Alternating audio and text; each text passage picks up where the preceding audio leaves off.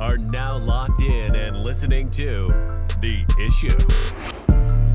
This guy is a franchise quarterback, and no, I don't want to hear any pushback on that. It feels like a top 10 roster to me. It feels like it can win a championship. This is The Issue. Yo, what's up? We are back. It is The Issue. It is Friday, July 22nd. Big show today. We got a lot of opinions. Stuff has come out all through the week. The Madden ratings have been, on people's minds. So Tim's going to have a rant to start off with that. We'll get to that in a second. Then, obviously after that we'll have our normal hits and misses. Yeah. Second segment we'll have our NFC North next installment of the divisional predictions, which is one of our favorite times of year. And then closing out the second segment with the NFC North superlative. So MVP, Offensive Player of the Year, Defensive Player of the Year, Breakout Player of the Year, and Coach of the Division. It'll be really good to get through that division. That's one where there's a big draw, right? Because you have a big market like the Packers. You have... Well, not even big market, but big fan base, yes. Right? Historical fan base. Then you have two teams that are kind of bad, but one might be kind of decent in Detroit, but Chicago, we have a big market, yeah. but could be really bad. And who knows with Minnesota, young head coach, and you assume they'll be better because it's an offensive coach, but who really knows because it's a rookie head coach. A lot of question marks, but I will say that we have we have a big prediction for the show. Coming in the second segment with the NFC North predictions. And then obviously we're going to close out the show. It is the last installment of the top 25 quarterbacks of the last 50 years. We've been doing this ongoing list. This is week 5 and the final week. We are going to be unveiling numbers 5 through 1. Is it really week 5 already? Yeah. So we are in the 5th week of that. Closing that out today. It's going to be a really good show. But 5 through 1. Like I said, Madden ratings came out this last week. Not telling. It's not that big of a deal, right? It's a video game at the end of the day. Right. But the people that are making these ratings... Are they asleep? Are they watching the NFL? Are they watching football? Because TJ Watt being under Myles Garrett is big. Number 2, Minkah Fitzpatrick isn't even on the top 10 safeties. Which is ridiculous. And look, I'm a big Tyrann Mathieu fan as much as anybody. But are we actually saying that he's the best safety in the league? The Chiefs have one of the worst defenses in football and have for the last 3 years. Exactly. And he's been there for all of it. There is no evidence that he is one of the best safeties in football. I guess not the best safety. He's one of the best. Mm-hmm. Top 5? Sure. The best? Not even close. No. Not even close. No. So I know you came in with a lot to say on TJ Watt and Myles Garrett. We even touched on it a little bit last week for a second. You talked about it and said maybe you'd bring it back up. And that comes out. I saw it hit the news and I was like, well, I mean, Tim's coming in today with a fiery rant, so this should be pretty good. Yeah, I feel like I might as well just recycle this rant every year. I think I say this. This is probably would this be the second or third set of Madden ratings we've seen as a show? The third. Yeah, okay, so then this is the third time I've had this exact same discussion. Every year around this time, Madden begins to start releasing everyone's rankings, right? They usually go with one 99 club member and then a couple position groups. Then another 99 club member, a couple position groups, right? They usually save quarterbacks and the marquee names like Mahomes, Rodgers, Brady. They usually save those for last, right up until the season starts. Right, the quarterbacks and the really, really high-end names, right? I think they released the running backs, the edge rushers right by now. And so far, the 99 Club has been partially released. I think Devontae Adams got it, and our boy Myles Garrett got it. So he's a 99 overall. I tend to disagree with that in itself, but whatever. So theoretically, let's just say Myles Garrett's a 99. I mean, he is big, he's strong, he's fast, he turns the corner, he defends the run pretty well. I'm not saying he's a bad player. That's not the argument at all. I think he's a top 3 edge rusher in the league, absolutely. But if Myles Garrett's a 99, TJ Watt is probably a 110? I mean, you can't go above a 99, but 105, 110. He better at bare minimum be the same as Myles Garrett, which would land him again in the 99 club. Being a 99 overall, the highest rating you can get as a player in Madden. Well, TJ Watt's a 96. And the first thing that popped in my head is, wow, what a time for another installment of the blind resume game. where I will give you 2 stat lines. We'll go careers. They both came into the league 2017. Garrett was the number 1 overall pick. Later in the first round, Steelers ended up taking T.J. Watt. We'll go careers. Player number 1, 58.5 sacks, 59 tackles for loss, 116 quarterback hits, 11 forced fumbles, 7 fumble recoveries, and 9 passes, deflected. Player number 2, 72 sacks, 80 tackles for loss, 150 quarterback hits, 22 forced fumbles, 7 fumble recoveries, and 32 passes defensed. In case you haven't caught on to the point of the blind resume game, the number 2 is T.J. Watt. Right? In case you haven't caught on to the point of what this game is, it's T.J. Watt. So I can hear the people chiming in, right? I can hear them commenting. Dang, there's a comment. Dang, there's another comment. It's just for this past year, stupid. Okay, stupid. I don't know. How about the fact that T.J. Watt was Defensive Player of the Year? Let's look at the stats from just this past year. Well, T.J. Watt had 22.5 sacks, tied the NFL record. Okay, 21 tackles for loss, right? 39 quarterback hits, 5 forced fumbles, 5 fumble recoveries, 7 passes defensed. Let's look at our boy Myles, who's been really busy playing basketball lately. Looks like he's committed to the craft. Okay, about 16 sacks. Well, that's only about, 6.5 worse. How about 17 tackles for loss? That's 4 less. 33 quarterback hits. That's 6 less. How about 1 forced fumble? That's 4 less. 1 fumble recovery. That's 2 less. And 3 passes defense. That's 4 less. Didn't beat him in a single category. That's funny, huh? Interesting. So somehow Garrett's ranked at 99. T.J. Watt is ranked at 96. There are 0 stat categories that Myles Garrett's been better in, whether it's career or whether it's just this past season, if people want to say it's based on this past season. 0 stat category. In fact, Myles Garrett has exactly 0 seasons he's been better than T.J. Watt. None, not a single one. He only has 1 season where he has more sacks, and it's by a half a sack. He's got 13.5, and I think it's 2018 or 2019. And T.J. Watt has 13 sacks, while Myles Garrett has 13.5. Right? So I will also go to say this, that he's only beat T.J. Watt out of 5 years, right? So let's go these 6 major stat categories. We got sacks, tackles for loss, quarterback hits, forced fumbles, fumble recoveries, and passes defense. That's 6 stat categories, 5 years. That's a total of 30 categories, right, over the span of the years. In all 30 of those, Myles Garrett has only beat T.J. Watt out in 3 of 30 categories. 5 years, 6 categories a year, that's 30 total. He's beat him in 3. 3. It's an utterly ridiculous discussion that it's not even fathomable anymore. No. I can't even have a conversation with somebody who actually wants to say that Myles Garrett's better. I want to talk to the developers. I want to talk to Cleveland fans. I want to talk to anybody who thinks that this is actually correct. I just don't get it. And I have a feeling it's going to be almost like a Brady Manning thing, where it's like, for a while it's like like kind of a toss-up. And then by the end you're like, oh my God. Like Tom Brady is like so significantly better. Like there's not even an argument for Peyton Manning anymore. No. 2 Super Bowls to what, like 7 for Brady? Yeah. Oh, by the way, Brady then goes to another team in the first year, wins it. Peyton, I think it took him 2 or 3. Actually got waxed in the Super Bowl his first year with the Broncos. Yeah.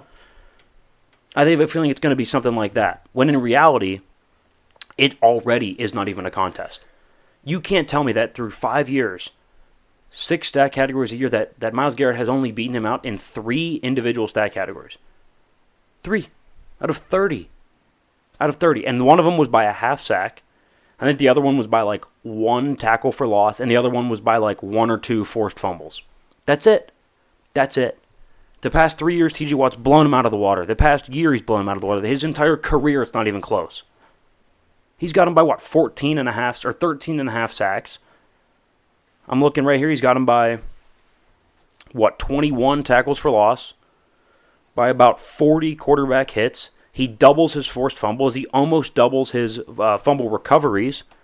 He triples almost by 4 his passes defensed. Like there's not even an argument anymore. I won't stand for it. I really just won't. It doesn't make any sense to me at all. It doesn't make any sense, and it's so visibly apparent just by the on-the-field play. Watch the game. It's so apparent just by the on-the-field play that I almost can't believe that we're still having this discussion. We have seen T.J. Watt completely turn games around, single-handedly.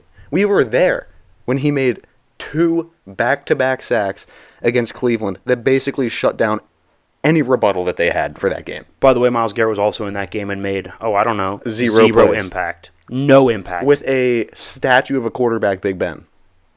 No impact. It doesn't make any sense to me. No, you know who I would say was probably the strongest force in the Steelers beating the Bills last year in Week 1?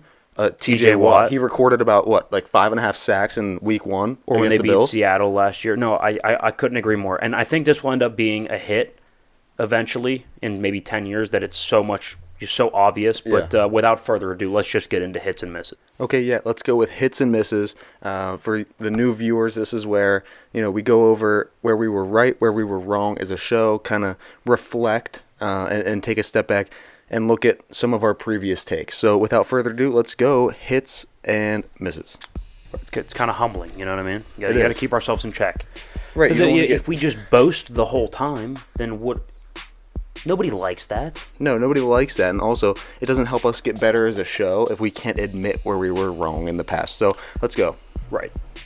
Okay, so real quick, though, before we start, quick boast. It is tougher to find misses, by the way. It is. I just want to say that now. Okay, anyway. Hit number 1. So Juan Soto was my personal pick for the Home Run Derby champion. I threw a little scratch on it, won a little money. I'm not sure if I actually said it on here, but I did win a little scratch. Now that betting, now that I'm legal to bet, because PA is one of the only couple states where you have to be 21 to bet as opposed to 18, which is normally the case. Ridiculous. Doesn't matter. Whatever. Fine by it. It was like 5 to win 20, maybe something like that. I don't know. He's also my pick for NL MVP, and I did say that on this show. And he's making a really damn good push for it. I mean, just slugging the baseball, a good, well-rounded hitter. He'll go the other way. He's line to line.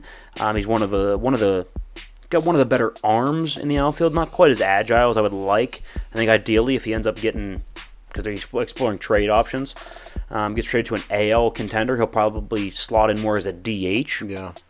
Or maybe a right fielder somewhere with a shorter porch, like a Fenway, Yankee Stadium, things like that. But nonetheless, he's hands down the best young player in the league, I think, especially if you're looking under 23, really young. So you get one guy to start a franchise with in the entire league. I'm probably either taking him or Ohtani. He's in a very short class of guys that I would take to start a franchise. Like him, Ohtani, maybe like an Acuna. It's a short list. Yeah, I mean, especially when you're looking at guys that are that young, right? They don't have as much experience in the league, but they have so much promise and they have such a high ceiling. I don't think Soto's anywhere close to his ceiling. I don't think Ohtani's anywhere close to his ceiling. Yeah. Those type of guys are different in the MLB, and like you said, it's probably a list of, I'd say, 3, maybe 4 or 5 guys that you could go through and actually pick out the star that you would want to build a franchise around. Couldn't agree more. All right, let's go with miss number 1. So we ranked some top head coaching vacancies. This was a while ago. This was NFL head coaching vacancies. What was that? 6 months ago now? Right after the season, February-ish region around there. Right. So it was between Houston, New Orleans, Miami, Jacksonville, Minnesota, and Vegas. And we ranked it Miami 1, Vegas 2, Minnesota 3, Jacksonville 4, Houston 5, and New Orleans 6. Well, that's quite ridiculous. I think currently I'd take Vegas and Minnesota over Miami. And I think Houston should be last and pretty much always last on most lists. Yeah. There's a reason they settled for Lovie Smith because it was a bad job. It's not a good job. Right. Especially then you hear about the whole Deshaun Watson thing. They supplied him with NDAs and with rooms and exactly. and all that. Didn't say anything even though there was not, maybe on their side they didn't have information that they thought made it illegal, but certainly sketchy. Right? Very. Enough to where you should probably say something or at least raise a couple flags. Before right? you sign a $230 million deal. Yeah. Right. I would agree. The thing that I just want to point the attention to, though, is we had the Saints at the bottom. The reasoning for that was because of how far over the cap they were. I mean, the Saints are in cap hell for the next, 2-3 seasons? This year, next year, and probably the year after. So, yeah. Yeah, I mean, it's going to be tough for them. So that's why they were in the basement. But if we could redo it, I would have them at 5, and I would put the the Texans down in 6. Down at 6, I'd probably go Vegas 1. Having a Vegas true 1? bona fide top 10 quarterback. Now you have 2 good receivers, a really, really good tight end, a good back. Yeah. Your defense is improving, right? I mean, that'd probably be 1. I'd probably go Minnesota 2. And then Miami 3. And then Miami 3. Or no. I would go, Miami 3. And then Jacksonville still at 4, right? And then good quarterback, but 5 and 6 still would kind of swap. dysfunctional. Yeah, right. I agree with that. All right, hit number 2. Every time someone has, every time that they have to aggressively sell you on something, it's usually not great. There's a reason you see, 50 Flex Seal commercials, but there's no Flex Seal stock at the top of the stock market right now, and that's not on for the a NASDAQ, reason, nothing. right? Because it's not an actual great product. Like, it's fine, it's good. It's a functional product, but it's not. It's not great. It set itself apart. Every time Tyreek Hill gets on a mic, I swear to God, he's selling me Tua. Every single time he touches a microphone, nah, Tua is this, he's that, he's better than Mahomes. I'm like, that is just so not correct. That's so not correct. Talent doesn't need explanation. It doesn't. Right. And if you're going to use it every single time, right? If you come out 1 or 2 times during camp and go, you know what, Tua looked really great today, can't wait for the season. But if you're coming out every single time you have a meeting with the press and you're just talking about Tua, it's like, okay, what are you hiding? Well, what are we not seeing here? And we know what we're not seeing. We're not seeing a high-level quarterback play, and that's going to show through this season when he doesn't have Patrick Mahomes throwing to him. It's going to be wildly different, and I won't take an argument against that. Look, Tua's fine. He's fine. He's accurate, whatever. If that's what you want to hang your hat on, that's fine. That's good. Right? He's going to complete like 68% of his throws. Great. Really, really good. Not Patrick Mahomes. Don't sit here and lie to me. Don't tell me he's Patrick Mahomes. Or better than. No. That's not true. Miss number 2. So I also thought, the Steelers would make a run at Carson Wentz. Well, they didn't. So I'm wrong there because they didn't end up doing it. And I think I'm wrong because I said they should, but I'm not sure that they should have. The more I think about it, I'm like, I don't know if they need an erratic guy week to week. I don't know what I'm getting from Wentz. Now, is he more talented? Yes, but in a I don't want to say rebuild, in the middle of a retooling, I'm not sure that I want somebody who I have no idea what I'm getting Sunday by Sunday. Mitch is steady, not great, but I think he's steady, and I think it's what they need right now. Now, real quick, Mitch. Or Kenny. Yeah. But would you take Mitch or would you take Carson Wentz? Like, if it really boils down to it. I would take Mitch. You would take Mitch. Right now, and not skill-wise. I'm talking Mitch. To be a bridge quarterback to Kenny Pickett, I would take Mitch Trubisky, okay. yes. Yeah. I think he's a little bit more of a grown-up in the room. Every time Wentz has a quarterback that gets brought in, he loses his marbles. He is the safer option, I would say. Optics-wise, too. I agree. All right, hit number 3. The NFL is always, we've said this 1,000 times, they're smart. They pivot to the correct move. They're not afraid to adjust things, and they do whatever it takes to be successful. Because they realize at the end of the day, this is a product, this is a business, this is basically a glorified TV show is what it is. It's a TV product. A big reality TV show. That's where most of the revenue comes from, and they get that. Well, we were all asking, we need alternate uniforms, and they need the alternate helmets to come back. Like, come on, like that would be so cool, right? Yeah. And boom, they answered. I mean, every single time, we need better uniforms. Boom, here's Color Rush 2 or 3 times a year. Yeah. Right? We need alternate helmets. Boom, coming, I think it's either this year or next year I think it's this year they're allowed to start wearing alternate helmets, right? They answer the call every time. Like, that's a major reason they're a top league in the world, and probably the top league in the world. Because they're not scared of change. I mean, they had this one helmet policy for all the teams where you had to submit by the start of the season what your helmet was going to be, and you have to wear it every week. Not quite sure why it was a rule. Evidently, it's for safety. They said that, like, if you went to a backup helmet, that first of all, it might not be fitted as properly to you. It might not be, almost like worn in. All right, these are multi-billion-dollar businesses. Let's get this. I mean, I'm glad they did, and that's just another piece of evidence that you can throw out there when you're talking about the MLB, when you're talking about these other leagues that are failing, right? You can use the word failing because their ratings are dropping. We can see it on a statistical basis. That is fact. And then you look at the NFL. The NFL is super progressive in making the sport more interesting. Things as small as alternate helmets. Do you know how much buzz that generated on social media? And my Instagram was clouded with different teams and their alternate helmet possible combos for like half a week. What is the demographic that they just drew in? They just got all the middle schoolers, high schoolers, and college kids. Bingo. Let's focus on especially the middle school and even lower. Guess what those kids now want to go get? a new jersey, right? That creates buzz, that creates viewership now, because those kids are not only viewers now. You continue to get on their quote unquote good side. Now you have a viewer for almost life. Yep. Right. The NFL is not stupid, and who drives the revenue? Right. When's the last time you yourself bought a jersey? I don't know, like 5 years ago, 6 years ago, maybe. I feel like middle school kids come in every birthday, holiday. It's like a trading Good Friday. They come in with a new jersey. It's like trading cards to drives smaller revenue. People. Yeah. So smart of the NFL. Great decision there. But that was hits and misses. Be sure to stay with us. We got one more miss. Oh, we do. Oh my gosh, what am I doing? Now that was hit number 3. Miss number 3. We've been saying Jimmy G. I don't understand what the issue is. I think he's a top 15 quarterback in the league. Yeah. He's set to make like $25 million, which isn't cheap, but it's certainly not expensive for a guy who's been to a Super Bowl. Yet he's got no interest. He's got no market. I don't understand it. I don't understand it. I think he should be on a team and be a starting quarterback this season. It doesn't make any sense. It just doesn't make sense. Now you can take it away. Yeah, first of all, there's got to be something going on there. If he's not yet signed anywhere. I talked about that last week, actually. Like, what's the problem? Like, what are we...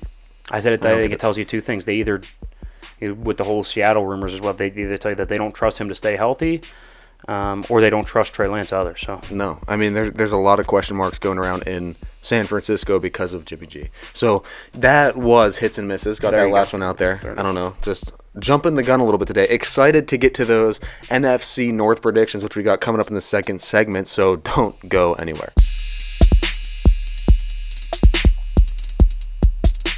All right, we are back on a loaded, Friday now? The week just kind of flies by. Yeah, July 22nd.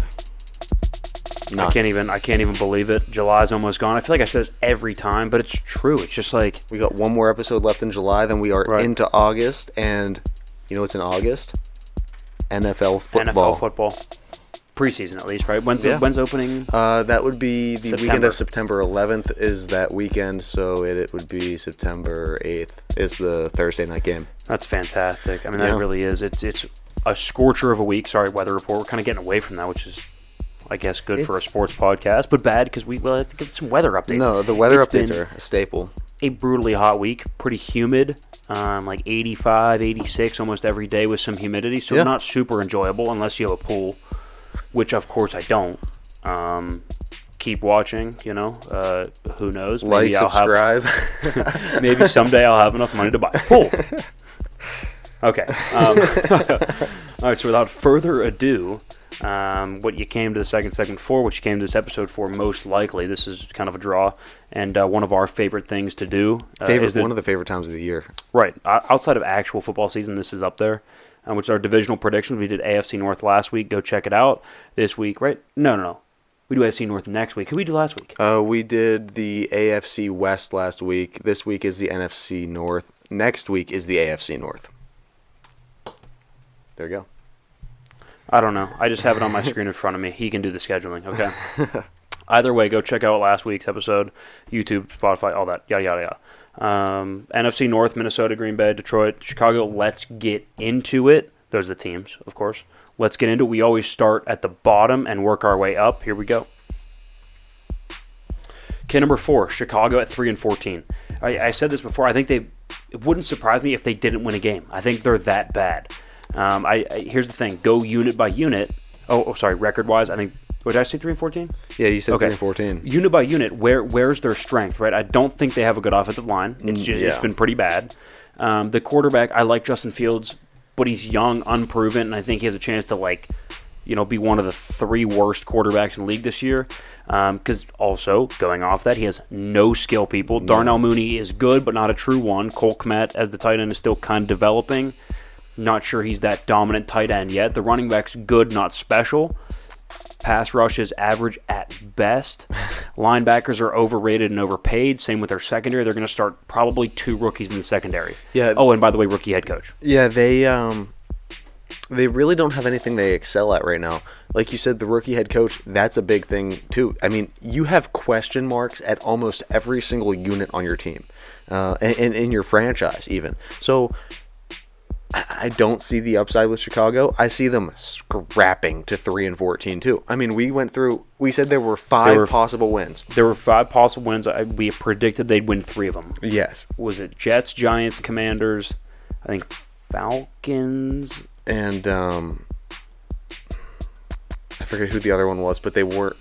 Yeah, I can't. Off the top of my head, I can't remember. Out of those four, the Texans. And we have them losing, we have them beating the Texans, but we have them losing to the Falcons. Probably. I think they lose to the Giants.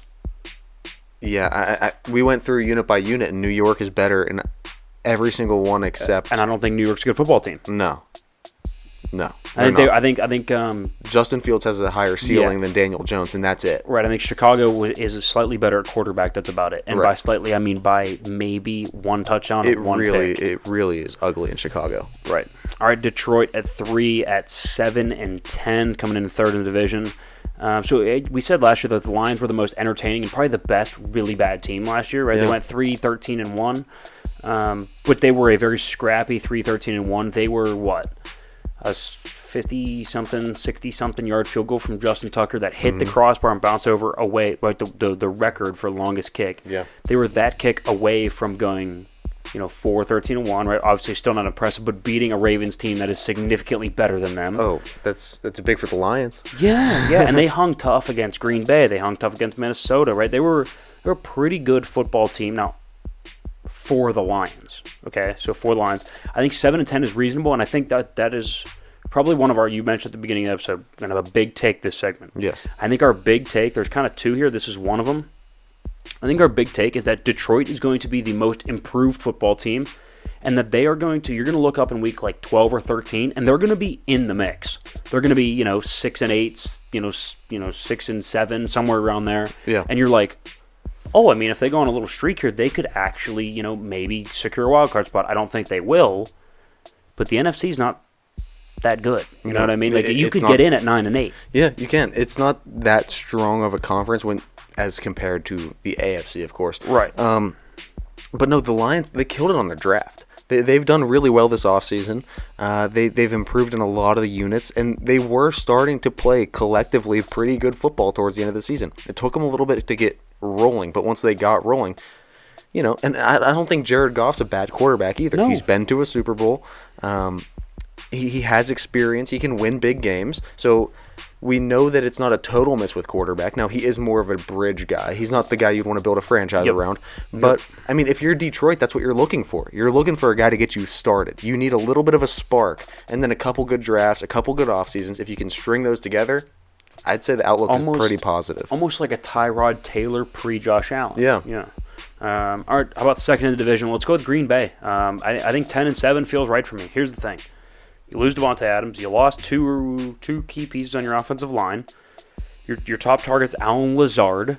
Marquez Valdez-Scantling, who's more of a deep threat than an overall well-rounded wide receiver. Right? I think they have a really good quarterback. They have a solid offensive line, not great anymore, and a good secondary with Jair Alexander. But you have no weapons, and your pass rush is straight up bad. It's not great. If Rashawn Gary's your best pass rusher, he's kind of overrated in my eyes. So, I think they take a step back, and I'm not sure Aaron's fully invested. You keep talking about retirement. Are you sure you're all there? Yeah, do you really want to come back? You go into work and tell everyone there that you're thinking about quitting.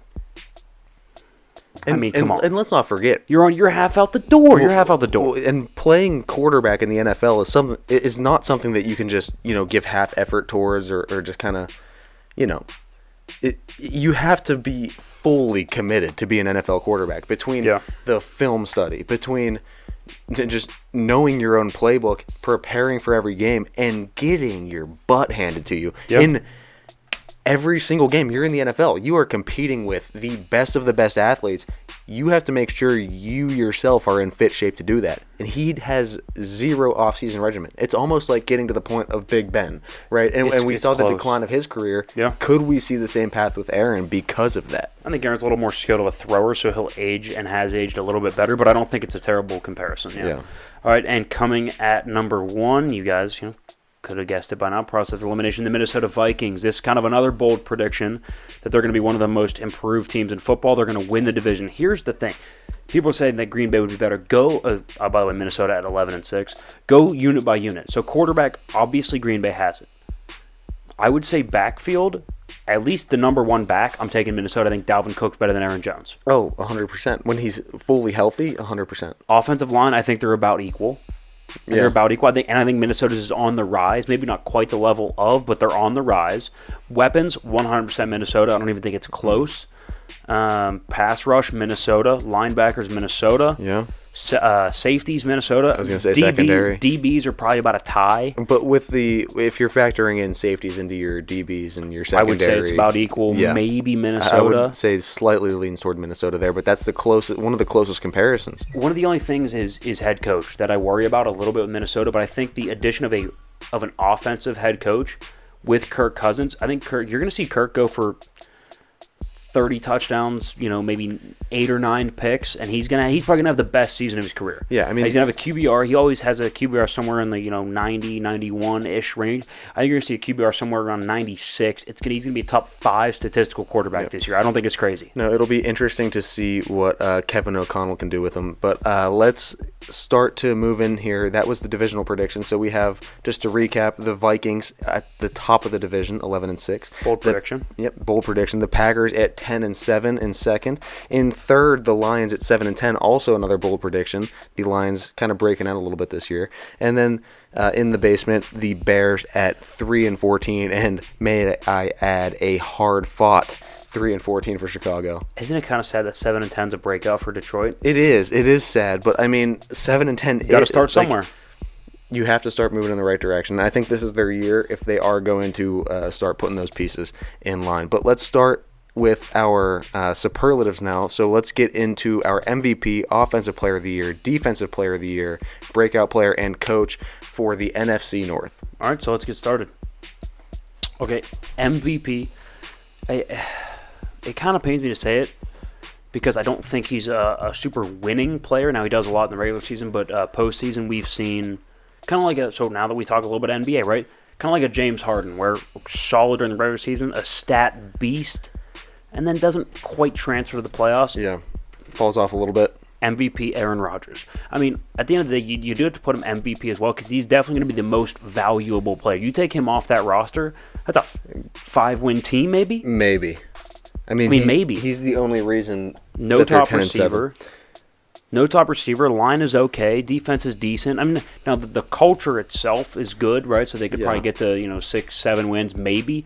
But that roster has the skill level of a 5-win team. Yeah, but you take Aaron off it. That's a bad team. That's a bad football team. And culture only gets you so far. Aaron Rodgers is pulling most of the weight. It's not arguable.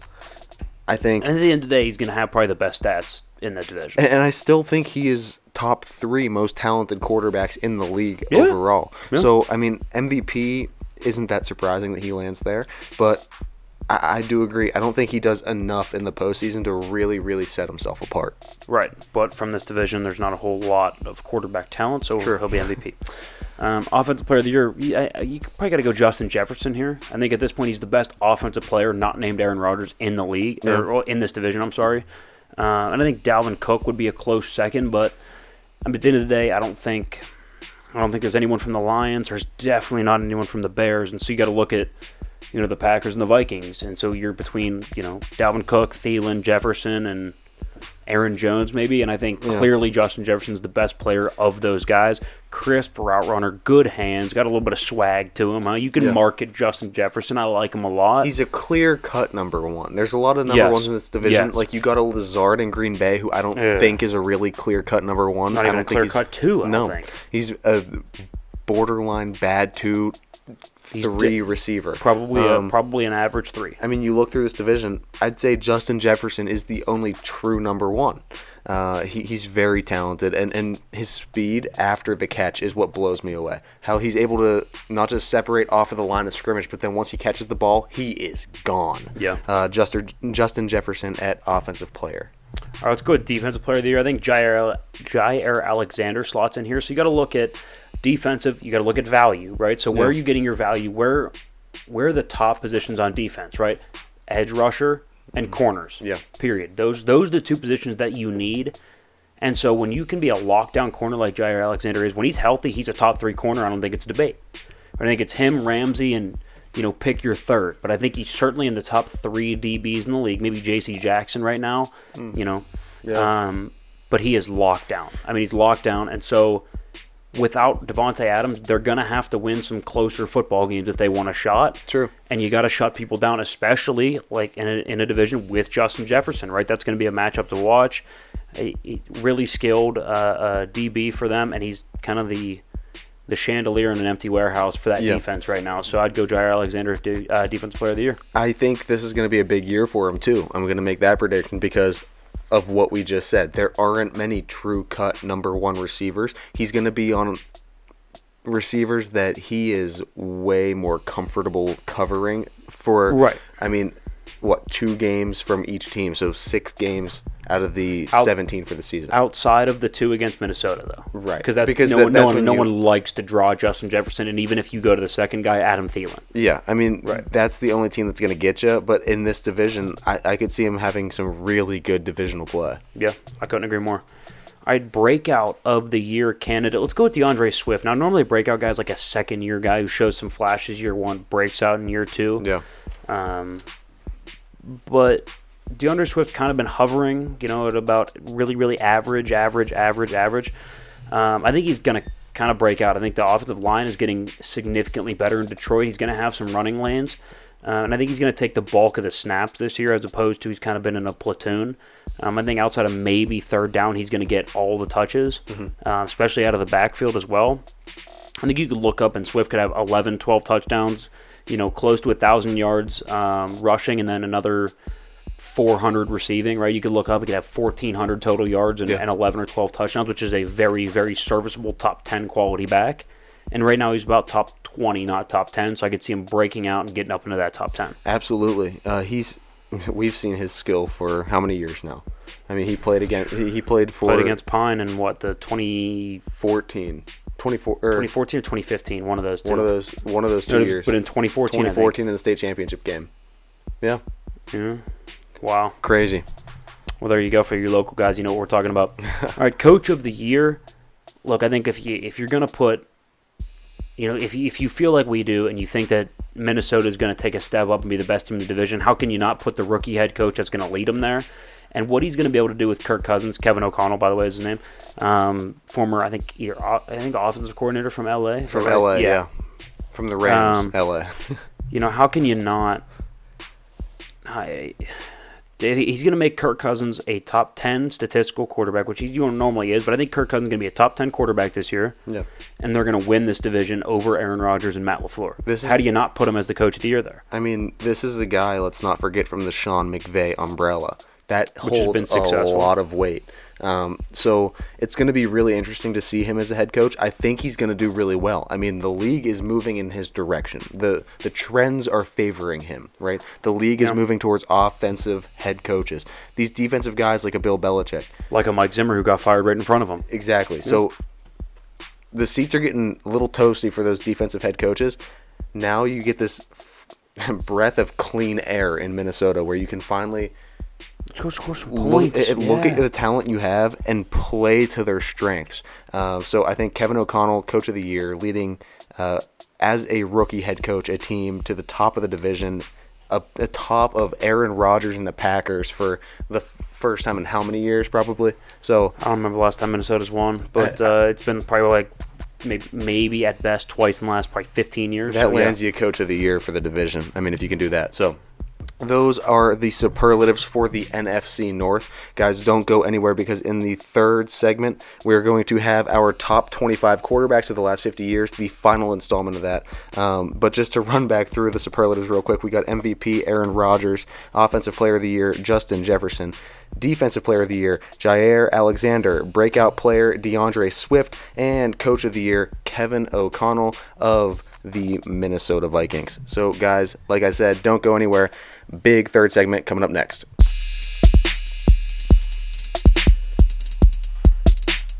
What's up? We are back. It is the third segment on Friday, July 22nd, and we have our last installment of the top 25 quarterbacks list of the last 50 years. This time, number 5 through number 1. I think this is the most fitting release. I mean, these are really the best 5 quarterbacks that we have seen in the Super Bowl era. It's certainly close. I think 50 years is a good time frame too, because for the most part, outside of Johnny Unitas, everybody was from the Super Bowl era. Right. But these 5... Fran Tarkenton was on the border, but yeah. These 5 are just different. So we have a really, really good third segment to get to you guys today. And that will be all we have in this segment. Yeah. And you guys will be on About Your Way, waiting for next week where we have our next, obviously, installment of Divisional Predictions with the AFC North. But for now, we have this list, numbers 5 through number 1. So let's get started on that. Let's go. All right. Okay, so let's start with number 5 here. Like we said, we're counting down from 25. So number 5 here, Dan Marino. He's a one-time MVP. He's a one-time Offensive Player of the Year. He was also a runner-up in the Super Bowl, right? Didn't win it, but was a runner-up. Never got back. A lot of people use that as evidence, right? That, for example, Jared Goff got the Super Bowl when he was young, didn't get back, right? So Dan's kind of the measuring stick there, unfortunately. He's a 3-time first-team All-Pro. He's a 3-time second-team All-Pro. He's 7th all-time in touchdowns. 7th all-time in yards. He's a 5-time passing yard leader. He's a 3-time touchdown leader, right, per season. Right, 5 seasons, 3 seasons for touchdowns. Dan's an all-time talent, and I think that's kind of why he's on this list, and he's especially this high. First of all, I think he's one of the prettiest throwers of football in NFL history. I don't think that can be overlooked. Yeah. I think the eye test is important, and he's one of the best pure passers that we've ever seen. The release, the accuracy, the strength of his throws. Kind of similar to an Aaron Rodgers, right? Where he's super talented, doesn't quite win as much as we think he could have. Well, he doesn't win those big, important games, yeah. Right, and so, but I will say the best 2 playoff runs he had an average pass rating of 108. So really, okay. He put it, he put it out there when it mattered, right? Was slightly worse in the playoffs than he was in the regular season. But the talent, like I said, is just huge. He's got a top 5 talent of all time, and he's got a top 5 regular season resume of all time. Yeah. So I think that kind of lands him here, right at the edge of this top 5. Now, maybe he's too high given the whole no Super Bowls, but it's our show. If you don't like it, just go make your own podcast and you talk about it. Yeah, I mean he's a number 5 quarterback in our eyes. Huh? I mean, how about them apples? With the talent that he displayed, it's hard for him not to be this high on the list. I mean, yeah, the no Super Bowls thing. I mean, yeah, Aaron Rodgers has 1. Like, okay. Could you imagine being? He's been to 2. Could you imagine being so far and above more talented than other professional quarterbacks? Because Dan Marino was. At his time, he was so far and away more talented than any other quarterback. And had no championships for it. It's unfortunate. I mean, it is the Dolphins after all, and we see how dysfunctional they have been. So their organization's been dysfunctional since him. So right. All right, number 4, Peyton Manning. So he's a 2-time Super Bowl champion. He's a 1-time Super Bowl MVP. He's a 5-time league MVP. Crazy. 2-time Offensive Player of the Year. He's a 7-time first-team All-Pro. He's a 3-time second-team All-Pro, 14-time Pro Bowler. He led the league in yards 3 times, led the league in touchdowns 4. He's 3rd all-time in yards, and he's 3rd all-time in touchdowns.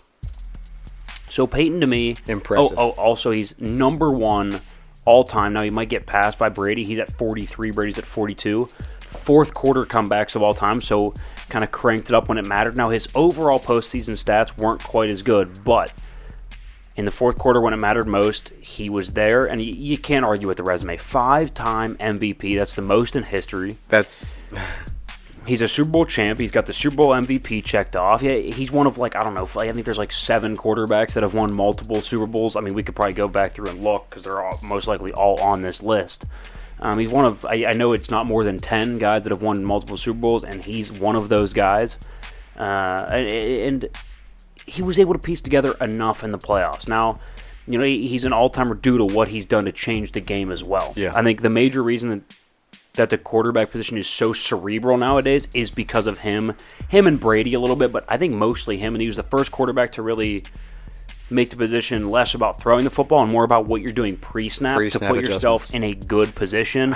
Right? Everyone remembers him screaming Omaha, right? All that. I remember playing like Madden 11 when he was on the Colts, and you hated playing against him because they took forever to snap the ball, right? Because he's making all those adjustments. Yeah. No, but he was also just such a loved quarterback too. I feel like he was one of the few guys in the league where it doesn't matter what team is your team, you always kind of had like a little bit of liking for Peyton Manning. Like, when Peyton was playing, and if it wasn't against your team, you always kind of rooted for him a little bit.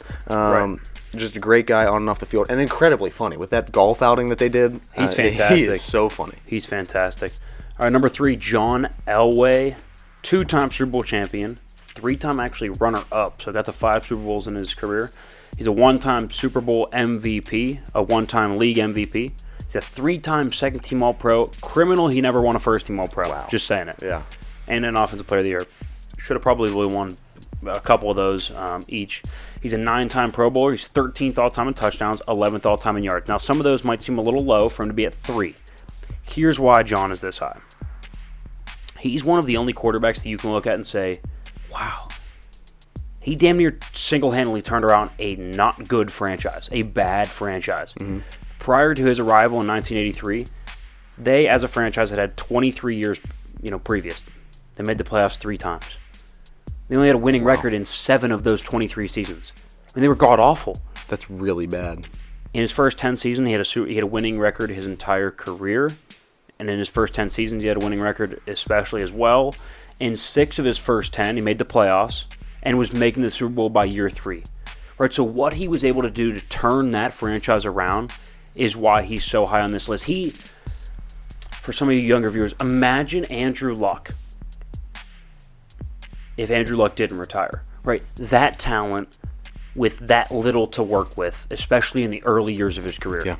And the way he was able to turn it around and become a Super Bowl champion twice is just fantastic. Again, one of maybe 10 or 11 guys to win multiple Super Bowls. He's got the Super Bowl MVP. He's got the league MVP. He checks all the boxes going down. And then he's got the right-in portion where he's like, oh, yeah, by the way, he turned a bad franchise into a good one. Yeah, and he was the obvious catalyst of that, too, because they're bad. He gets drafted. He goes in there, and bam, the next season they are competing, and they are above 500 and winning football games and winning football seasons. Right, number 2, big game Joe Montana. He's a 4-time Super Bowl champion. He's a 3-time Super Bowl MVP. He's a 2-time league MVP. He's a 1-time Offensive Player of the Year, 3-time first-team All-Pro, 2-time second-team All-Pro. He's an 8-time Pro Bowl. He's 21st in yards, 19th in touchdowns, not super important. Joe was the ultimate big game quarterback, naming himself Big Name Joe. Or I don't know if he named himself, but he earned himself that name, Big Game Joe. Right, his rating for his career was like a 92 or something. His playoff rating was a 96, right, increasing when it mattered most. And then he goes on easily the greatest playoff run in NFL history, and I'm about to lay it out for you. Divisional game against the Vikings. Montana goes 17 for 24, 241 yards, 4 touchdowns, no picks, a pass rating of 142.5. They win 41-13. Conference Finals.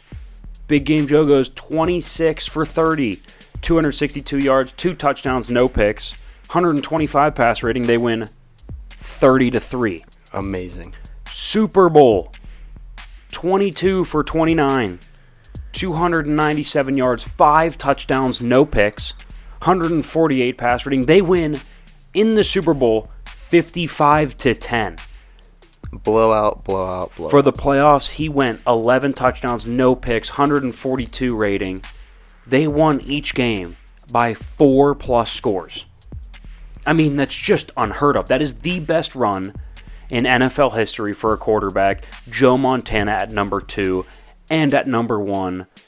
This is going to be a quick one because there's not much to say here. I'll read you the resume, and there's not much else to say. 7-time, Tom Brady, by the way. Yeah, Tom Brady. 7-time Super Bowl champion, 5-time Super Bowl MVP, 3-time league MVP, 2-time Offensive Player of the Year, 3-time first-team All-Pro, 3-time second-team All-Pro. He's a 15-time Pro Bowler. He's got the most wins, touchdowns, yards, attempts, and completions in NFL history. I don't know what else to say. He is the most winning quarterback. He is the most dedicated quarterback. He's second all-time in fourth quarter comeback wins with 42. He'll probably surpass that this year. Yes. The resume speaks for itself. Yeah. It really does. It Yeah. speaks for itself. So to go over 5 through 1, we have Dan Marino at 5, Peyton Manning at 4, John Elway at 3, Joe Montana at 2, and finally Tom Brady as the best quarterback of the last 50 years in the NFL. That rounds out the list. And I don't think that was much of a debate. No, it was not. But it feels good to get that list out. Numbers 1 through 5, fantastic to go through those this week. So, guys, that is all we have for you. Next week, be sure to catch us. We are doing our AFC North divisional predictions and superlatives. So, be looking out for that on Friday. AFC North, you said? AFC right? North. Ooh, Steelers. Come So on, we got local the- people. Got to tune in. Let's go. Yeah, we got the Steelers, the Browns, the Ravens, the Bengals, all of that next week. Full predictions, full superlatives, all that stuff. So make sure you go subscribe, turn on that notifications button so you know when we post. Guys, keep listening, and thanks for listening. And that was The Issue.